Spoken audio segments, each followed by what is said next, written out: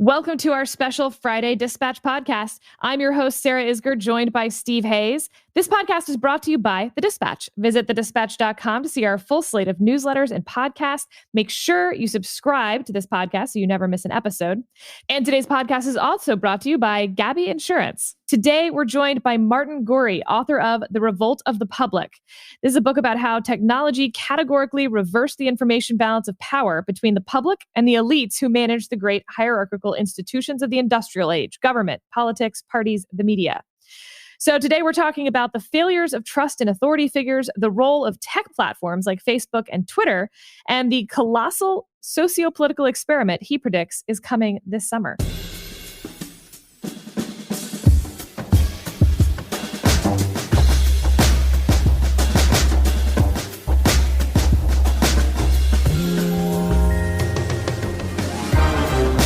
Let's dive right in. Joining us today is exciting. Martin Gurri is a former CIA analyst. He specializes in the relationship of politics and the global media, as I said.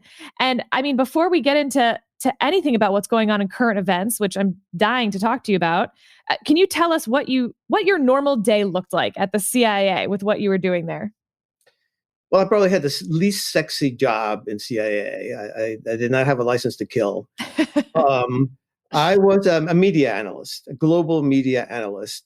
And I was fortunate enough to have been in that job, which gave me access to the media of the world and, when necessary, in translation. When what I call this gigantic tsunami of digital information hit the world, pretty much at the beginning of a century. So my normal day consisted, depending on what part of the world I was analyzing, obviously, of looking at this masses. Actually, if you want the transition, my original day was very easy and very straightforward. I would look at a couple of newspapers, say in France, and you knew exactly what was going on. And then suddenly, a few years later, I'm overwhelmed with these masses of material that are coming out from the digital world and trying to make sense of them. And everything that I have thought about and written about pretty much flows from that experience. So recently, you've been writing about truth. And here's a couple lines that you've said that seem to circle around the same idea. The crisis of authority has always been, at heart, a crisis of integrity. Truth is a function of trust and pertains to the authority of the source. You seem to apply this to a lot of things going on in 2020, and Lord knows there are a lot of things going on in 2020. How do you view that, and where do we go from here when it comes to the death of expertise? Yeah, that second question is a bit of a monster, so I'll take the first one. Okay.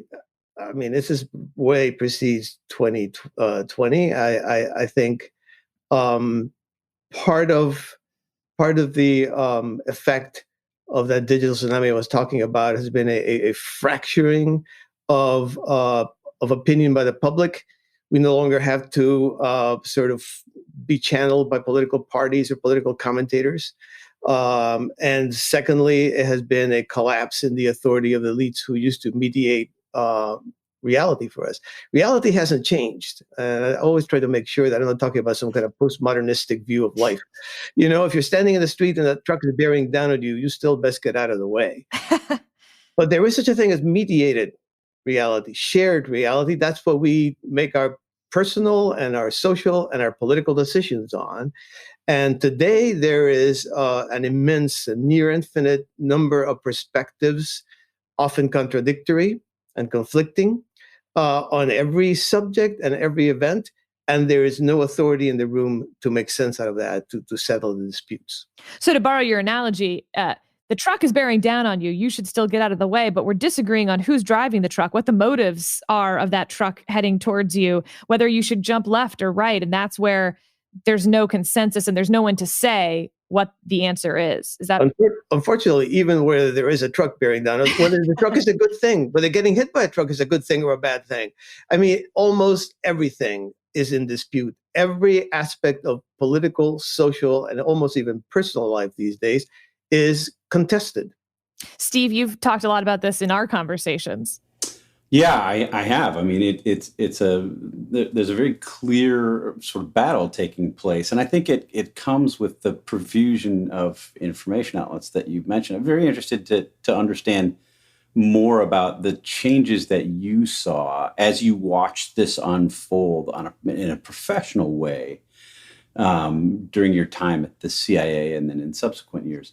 What are the differences between the kinds of news? I'm talking about the substance and the quality of information.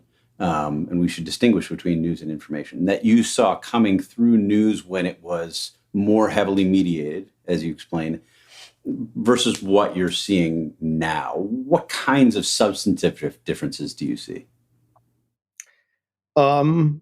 Well, first of all, the whole subject of what is news is an interesting question that we maybe can tackle later. I don't make much of a distinction between news and any other kind of information. Secondly, it it has to do with volume. It really is not a question of quality; it's a question of quantity.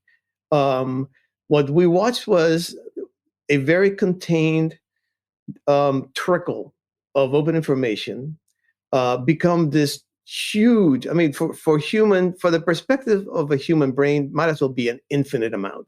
You can't ever get from one end of it to the other, ever. Okay, if you spend the rest of your life doing it every waking moment.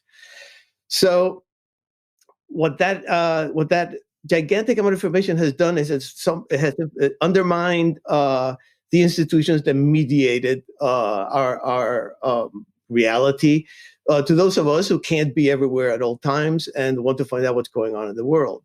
I think what's happening now is that fracturing, and I think that fracturing basically has. I mean, it's again a gigantic number of opinions, but they tend to coalesce in what I call war bands. There are these political war bands that basically take one stake, and instead of arguing, of course, if you are debating the truth, you're not going to argue to persuade another person. You're arguing that your facts are truth and the other person's facts are lies. So it becomes sort of like a holy war. It's not the olden days. People tried to persuade. The 20th century, it was very limited. It was very elitist, and it was not particularly a democratic model of information.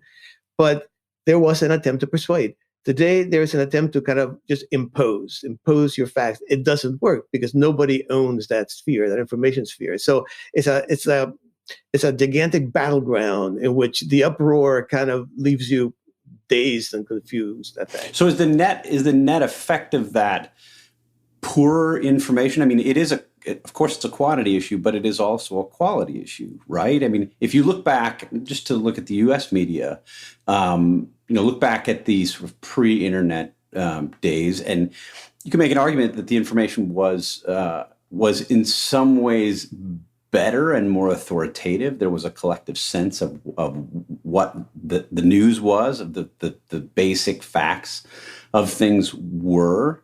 But on the other hand, as you suggest, that it came to us largely through these elites, I would say largely in New York City, working at the New York Times and the networks, telling us what was important and what mattered. Now, on the other hand, you have this mad cacophony of disparate voices, in many ways adding voices to the information streams that we're getting is a good thing. But it's also the case that to be heard over those, to stand out among all of the many voices, it incentivizes certain kinds of behavior. Many of those behaviors, I would argue, are a net negative. Is that fair? Yeah, but two things. Okay, I'm not a young man. For those of us who can't see my face, that would be obvious if you could. And I'm old enough to remember when the upper left-hand corner of the op-ed page of the Washington Post, I live outside of Washington, had Walter Lippmann as a columnist. So I think about that and I weep a little bit when I think about his successors, okay? So yes, but that was a very narrow world. It was a very controlled world. And everything that is bad about the present moment say about incentivize, all it has done is open doors, right? So in a way, if you want to blame anything, you have to point the finger back at us. And this problem at some weird moment, I feel, and I'm very uncomfortable talking about it, but why not? Becomes a moral problem. Okay, you and I and everyone, we support just by giving our attention, primarily by giving our money, giving our endorsements, this system.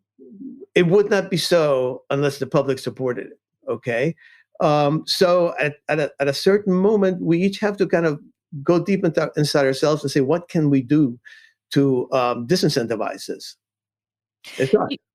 You've talked about the role that these digital platforms, Facebook, Twitter, Google, play in this. And you noted recently, least comment on, but possibly of greatest significance, the most disruptive forces in democratic political life, these platforms, have actually been pointing users to established institutions and blocking non-credentialed voices. And as you put it, once that line is crossed, opportunities for dispensing authorized knowledge can only multiply. Information controls justified by concerns about health and safety have already been applied to public opinion. Politicians and bureaucrats, citing the noblest ideas, will push hard to expand this trend, meaning to go back to a system of more controlled opinion voices. Yeah. I mean, ever since Trump won in 2016, there has been so basically the forces of disruption gathered force that I described in my book. I always call myself a Trump profiteer. That once Trump won, everybody kind of got the book, and one effect of that was a massive reaction. People who did get it finally, what I was saying, that this new information environment had created a new political environment in which something like Trump's election was possible. And their response, unfortunately, has been led by the elites, and the elites in both parties, and the elites in all institutions, not just politics. And to me, it's reactionary in the sense that they look at the 20th century as the golden era, Steve. I think you were just kind of alluding to that. And they say, well, why can't we go back to that? In those days, man, I used to tell people what was right and what was wrong. And some other elite might dispute with me, but it was so polite and it was so nice. And we each had our guaranteed audience because we were all a mass audience and we couldn't talk back.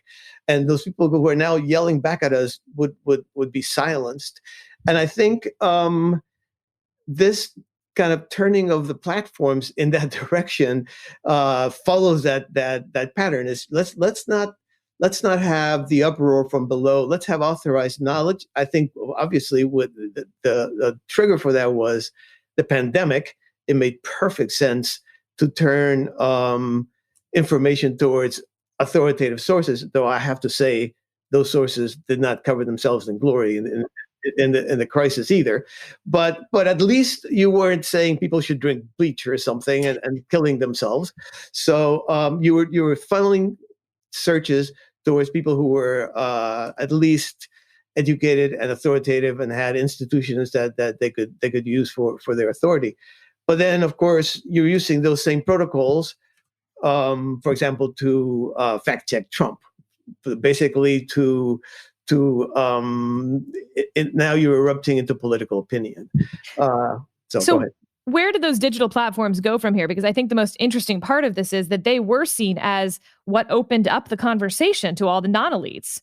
Yes. And now you're predicting, I think, a future where actually that's about to contract using the same platforms. If you ever read anything I have written, I never predict a thing. You want to be... No, that's not true. Just this week, you said, I'll stand by my one prediction. We're going to get to that. And I kind of held my breath and said, I have never said that before. So, yep. I do. You want to be wrong? Make a forecast. So no, I think the platforms are just the obvious battleground between this restless public that has had the upper hands over the last 20 years in a way that the elites, I mean, the thing that's kind of fascinating is when these protests erupt, as they have erupted in different places under different political systems. But when you think about it, modern society is organized very similarly. And so if you have a dictatorship or if you have a democracy, you still have a modern style of government with very hierarchical ministries and so forth. Every time these things happen, governments are clueless. They go, where do these people come from? We haven't given them permission to do this. Where are their platforms? Where are their positions? Where are their organizations? Who are their leaders? None of those things apply. None of those things apply. So I think now finally there is a pushback on that. They're realizing that no, it's not the people on the street that matter. It's these platforms that allow these people to organize and show up on the streets. And they're a battleground. I am not predicting anything. I actually am skeptical that they can be controlled.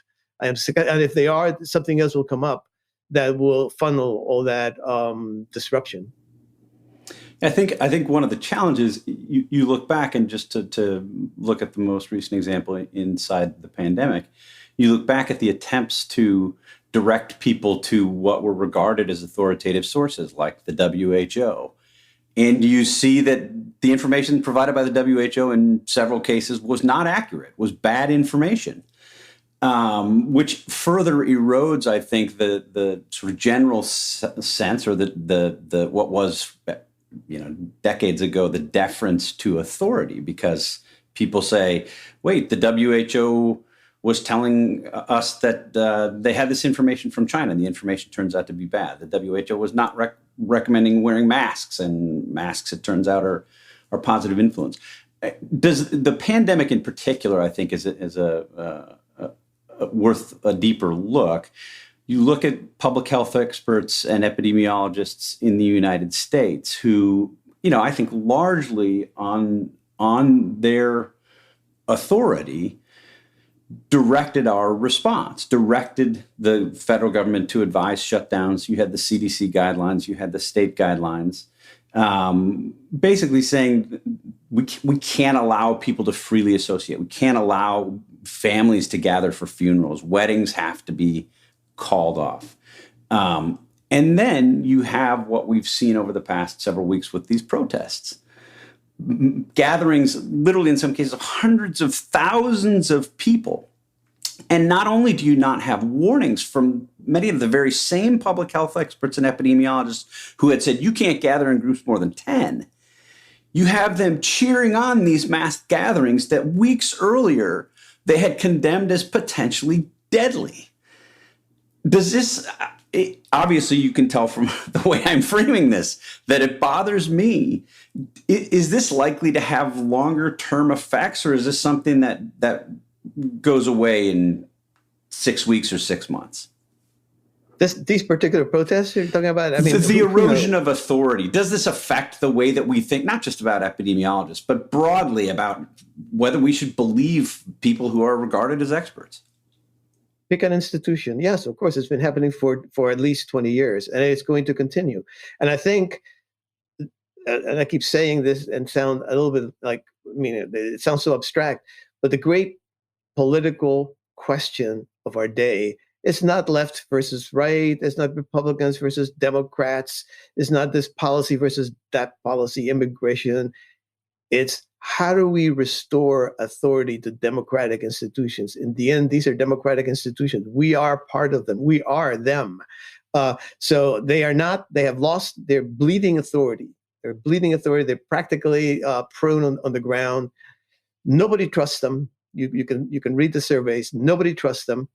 And yet they are ours. We elect these people. They are the result of what we do. How do we restore authority to some degree? And what's the answer to your own question? How is that possible? I mean, you wrote in your late May article about the post-truth world and a way out of the post-truth world. The headline itself suggesting some level of optimism from you. You think there is a way out. What does it look like?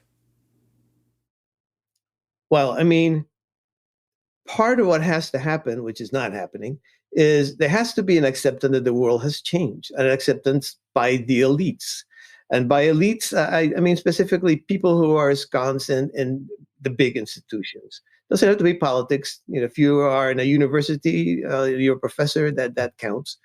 But there has to be an acceptance of the tidy old world of I write and I get published in a journal and my buddies peer review me and so forth, as happens in science. That doesn't work anymore. It just doesn't work anymore. So we have to come up with protocols. We have to come up with rhetoric. I mean, part of what has to change is we have a rhetoric that we have through a legacy from the industrial age, where you are supposed to know. If you're a politician, you're supposed to give answers to questions that nobody has answers for. So invariably, you get elected on something that you have no idea how to resolve. And invariably, at the end of 4 years, you get treated like a failure, and mostly you are. Now, maybe you have actually succeeded to some degree. And maybe if you had said, we will try and turn this around and let's do trial and error, you would not now be in the position of having said something that you can be held accountable against. But no politician today is going to get elected unless he says, I'm going to make you happy. I'm going to solve your problems. I'm not going to give you a job. I'm going to do this. I'm going to do that.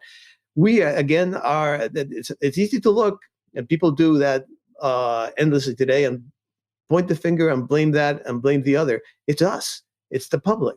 We elect these people because they tell us that. Then they get there and they can't do it. So I think part of what has to do, you want to sort of detoxify that. We have to. I mean, if a politician said, "I don't know," to an answer to a question, I'd vote for that person. I don't care if he's a communist. Okay, I'll vote for that person. Okay, because having a politician admit to ignorance is reality. That's true reality. It's not the old mediated reality of the 20th century. It's the reality of the world. We are very ignorant. The pandemic was exposed the degree to which human knowledge is shallow and to which we really don't understand the world. So the experts, the people who knew the most, didn't know that much, but they had to pretend that they did. And that's where you get in trouble. You've talked about humility in the news context as well. How do you apply what you just said to the New York Times, the Washington Post, Fox News?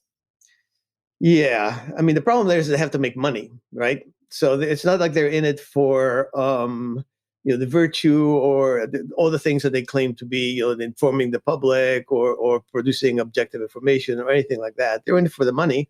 So to get the money, they carve out a niche audience and then they pitch to that. So I think, honestly, fixing Fox News or fixing New York Times shouldn't be our job. Our job should be to put those streams of information in their proper perspective, which is, among other streams of information, they have no privilege. They are not, in any sense, more complete, more objective, more important than many other streams that come up with. Point to the Dispatch as one. I knew about it, but I had not quite been aware of in detail what you guys are doing. I think that's an interesting experiment. I would hope that you succeed. There are many little experiments like that are going on that deserve our attention way more than Fox News or the New York Times. One person that you singled out for criticism is Anthony Fauci. You've talked about the mask situation.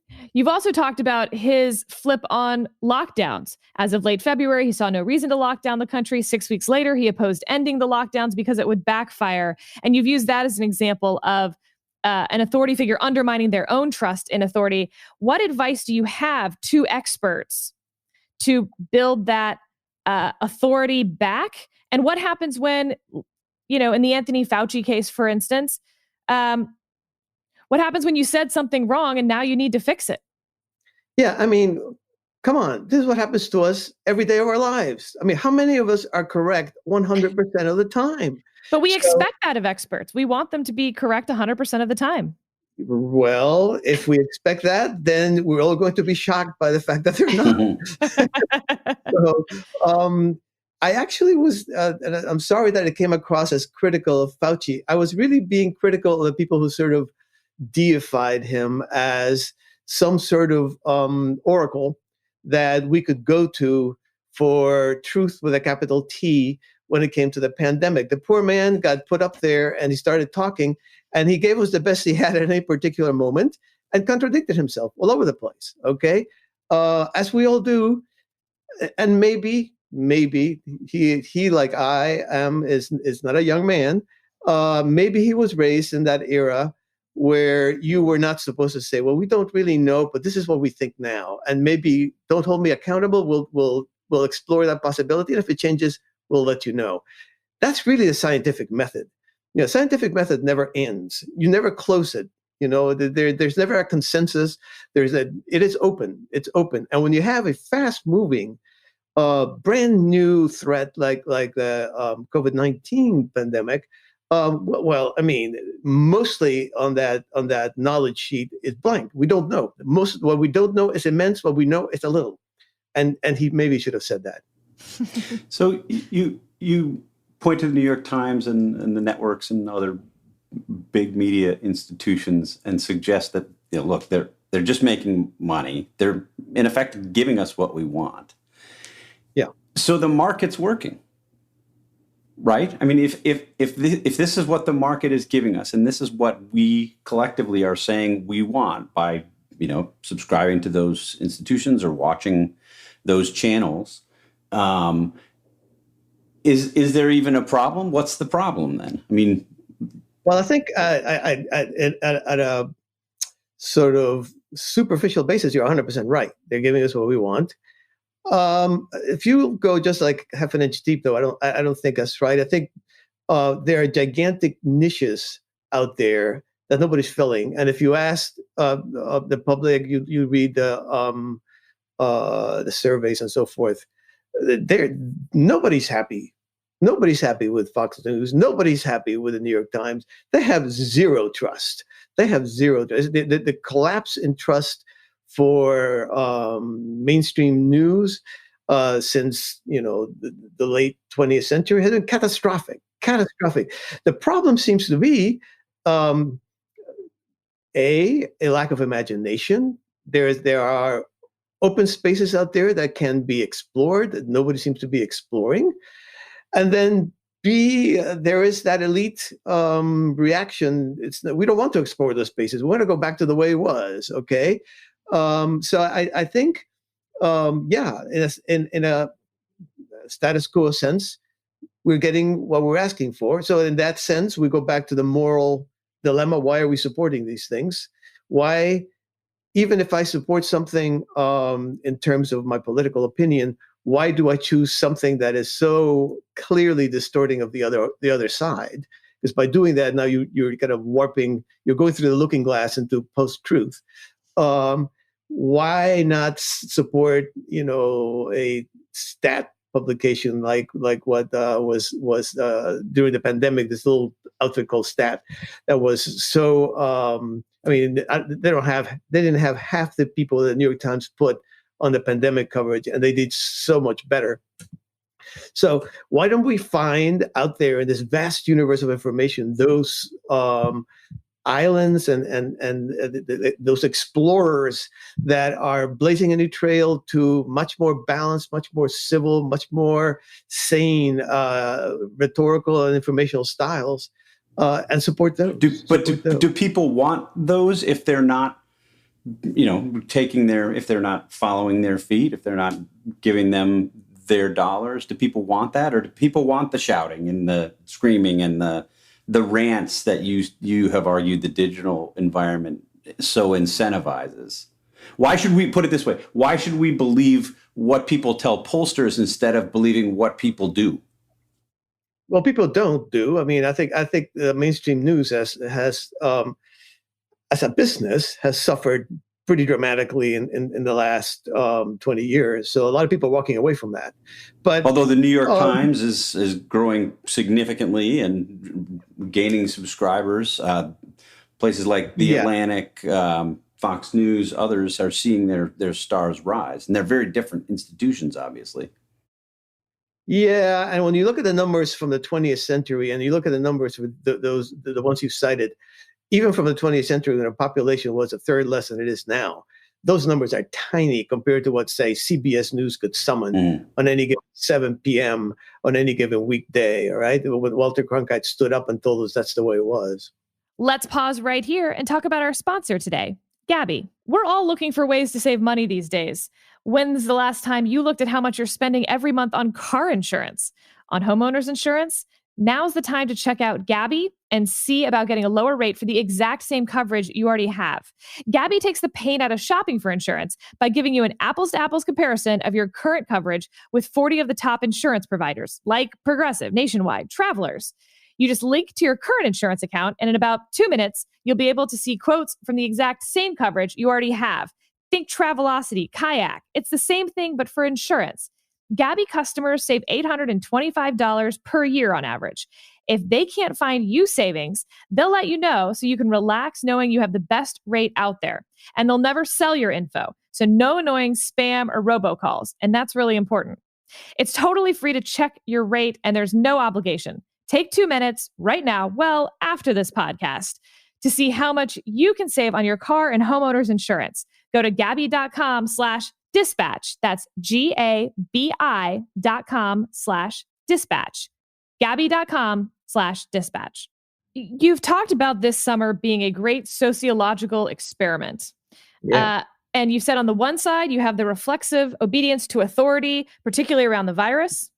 And on the other side, you have a near absolute repudiation of the rules of the system, as you put it. So I want to know, for this summer in the colossal socio-political experiment that you said is your one prediction, what are you looking for? How will you judge the outcome of that experiment?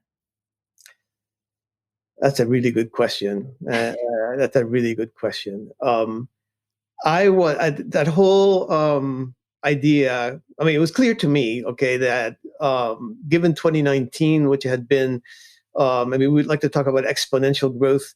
I think what I call the Publican revolt, this political disruption that erupts from below and has happened globally, and it has happened to every political system. When it came to 2019, it hit some kind of crazy peak. Okay, I counted like more than 24 really significant street revolts in 2019, and it doesn't even count the populist elections like Boris Johnson in Britain and so forth. And on that, you suddenly had this pandemic, and you had this very artificial lid being put on. Basically, you put society on an induced political coma. All right, you just got to put a lid on it, and waited 3 months. And my thought was, it's going to blow, and it's going to be crazy. That was my thought. You can't let that pressure build for 3 months. That was bubbling up in 2019. And because all over the world, people have sheltered in place or locked down, or whatever you want to call it. And all over the world, the Chilean protesters went home. Everybody went home and locked down. My idea was, so what happens? And I had a conversation with a couple of Europeans who were very firm in thinking that it was going to be the hour of the state, that basically government was going to come out of this looking really good because it had exercised this tremendous, really extraordinary authorities that they don't usually have to protect us from this pandemic. So I thought, well, that's one possibility. And I looked at that. Another one is that we all get back, and what we want to do is make money, because we've all been losing money and we've all been socially deprived. So we want to get out to the office and make a bunch of bucks, and we want to go out to the dance floor and have fun. And politics, so it's like the Roaring '20s was my parallel, right? Or if you have a more historical frame of mind, it could be Restoration England after the Puritans got seen off, and suddenly everybody was acting pretty scandalously, and they didn't care that some pretty mediocre Stuart was king. It's like, let the elites rule. We'll just have fun. So the Roaring 2020s is a possibility, or you can have what I had thought all along might happen, which is revolt on steroids. This thing is just going to explode. So those are the three possibilities. I'm not making a prediction. I as you can see, I sort of lean towards a third, but I have learned that you cannot predict. This environment is very random. You're floating in such a stream of randomness. But I would be very surprised if there wasn't massive, massive political turbulence in the next 6 months, certainly in the summer. And let's turn the focus then away from the United States, because you brought up a lot of this is happening worldwide. This isn't unique to us. You were surprised that the Hungarian parliament ended their extraordinary legal order and is giving back special powers. Because one of the things that you've said is, once that authority is vested, and you're not the only one to say this, authority is very unlikely to give away its authority. So what do you think happened in Hungary this week? And where do you see the hot spots worldwide now? Well, I mean, Hungary, I honestly, my knowledge is very shallow of it. And I've been trying for some time to get a grip on Viktor Orban because everybody writes him up as some kind of authoritarian. And I read up the things that he says. And I mean, it's not like he's touchy-feely, but but he makes an argument. He makes a case. I mean, the Hungarians are a nation that ethnically are unique in that area, right? They and the Romanians, who at least have other Latin-derived languages that they can point to. The Hungarians have nobody. They're in this ocean of Slavic humanity, and they are, not reproducing. They have been under the Soviet boot for years. So nationalism in Hungary is not something that you can, say, well, it's like France or it's like the United States. It's much different, all right? And he makes a case based on that history of why he wants to do the things that he's been doing. On the other hand, he seemed to do certain things that seemed to trip over what, normal democratic practice seemed to be. And that moment where he basically said, give me all the authority in the universe. And by the way, it's indefinite. I thought, okay, well, now I know he really is like that. But now he's giving it back. So I'm back to my ignorance. And the answer is, I like to say this a lot. I don't know. I really don't know. Steve? Yeah, I mean, on the other hand, Orban, even before he asked for and then returned these extraordinary powers, had been authoritarian in a number of different ways, particularly with respect to the way that he treated the free press in Hungary. I think was problematic for a while. And I think we can be maybe encouraged by the fact that he's returned some of the newly accumulated power. But I think there are reasons to still believe that he has these authoritarian tendencies. Just looking forward to the next 6 months and to what is happening here. In the discussion of the role of these big tech companies and their attempt to I would say, impose some order on this free flow of information that we discussed, what's the likelihood that they'll be able to do what they say that they want to do here, that they're going to actually be effective in trying to separate truth from fiction? Well, number one, they're very divided. I mean, again, if you listen to Mark Zuckerberg, who actually out of that crowd, I find the most interesting person to listen to, but he is like Hamlet. I mean, it's to be or not to be, right? He goes back one way and back the other. And one day says, no, we're going to let, the opinions flow. And the next day you read that Facebook is basically taking down something because of it's a false opinion, or flagging it because it's a false opinion. So they are themselves very divided. It is, let's face it, not an easy job to, in this fractured environment, in this post-truth environment, satisfy, 2 billion people or something that are on Facebook. So I don't think they themselves have a program. I think they're drifting. I think they respond to events. They respond to criticism.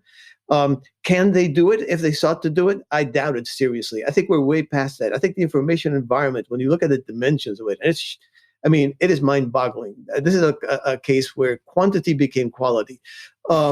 It is impossible to block information in this particular environment. If we mistake the information sphere for those gigantic platforms, and it's true, they occupy a big chunk of it, but there's space around them.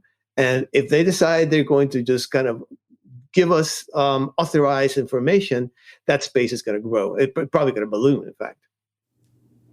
So you're not optimistic about what we're likely to see over the next 6 months. Is this?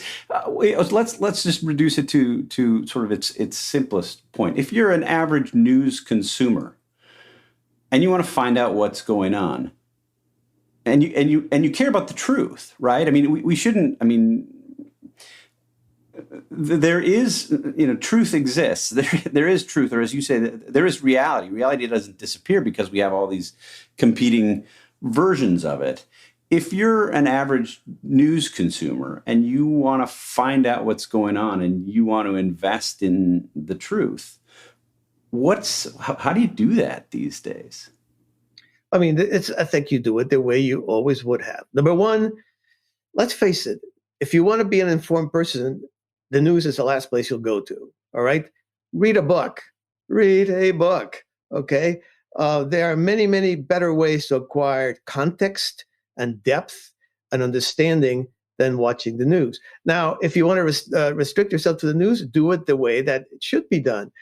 Always challenge your perspective. I always say, truth is truth. Reality is reality. But if you're standing at the top of the Empire State Building and you're looking at New York City, it looks like the heavenly city. It looks like the city of God. Okay. If you're standing at the foot of the Empire State Building and there's like a homeless person puking on the sidewalk and there's gigantic traffic choking you, it looks like, some circle of hell. So perspective on reality gives you very different takes on it. So I would try, that's my analytical approach, by the way, is I don't, for example, when I go to these revolts, I don't care what you think of it, Steve, or what I think of it. I see, first of all, what do they think about it? What do they think they're doing in there? And then you start going around the circles, but we're all going to be in the end encased in one perspective. But the more you are aware that there's a difference in perspective, that everybody does not necessarily see New York as a heavenly city or as a circle of hell, there is kind of like a range, the more of an informed person you will be. This is not that hard. We don't do it because we don't want to. Okay, I'm going to take the prerogative of last question, Steve. Do it. So, Martin, you were born in Cuba. You left shortly after Castro came to power, and your career, at least from a complete outsider's perspective, seems to have been informed by a lot of that experience, especially as you're looking at authoritarian disinformation, truth.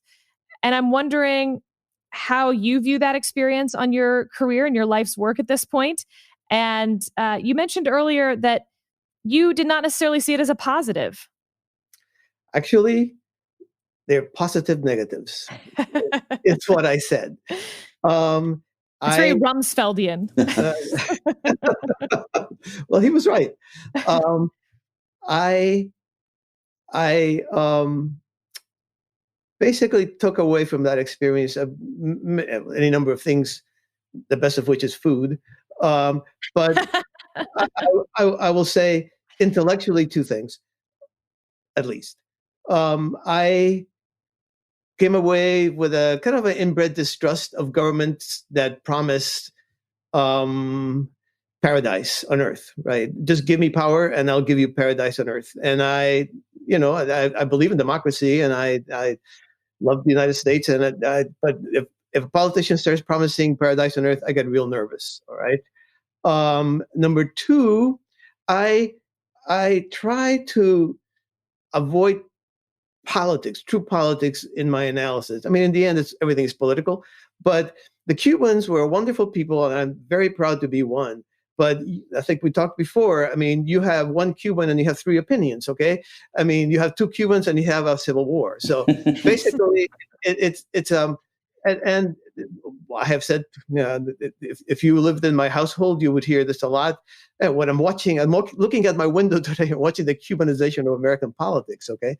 And I feel like letting what you want to happen colored very deeply what you think you're seeing is a way to post-truth. It's a way of getting yourself diluted, all right? So one thing I took away from that experience is, yes, these are passionately important things, and you'd be a fool not to think that. But when you're watching the world and we're trying to analyze it, again, stand back from it and see it from as many perspectives that you disagree with as possible. And then you come up with your synthesis, your consensus idea in your mind. And don't immediately go to, well, I love this.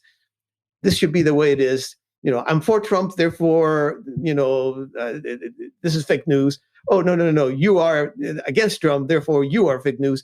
No, stand back from that. That's, I think, also having been raised under two different types of dictatorship. By the time I was 10, I had been in a right-wing dictatorship and a left-wing dictatorship, and that never grows old, right? That's part of our duty as citizens, is to understand the people that we oppose rather than demonize them. So Cuban politics demonized a lot, and I feel like we are slipping into that, and there are ways to avoid that. Again, there are incentives, Steve, you're right about that, but mostly it's us. It's us.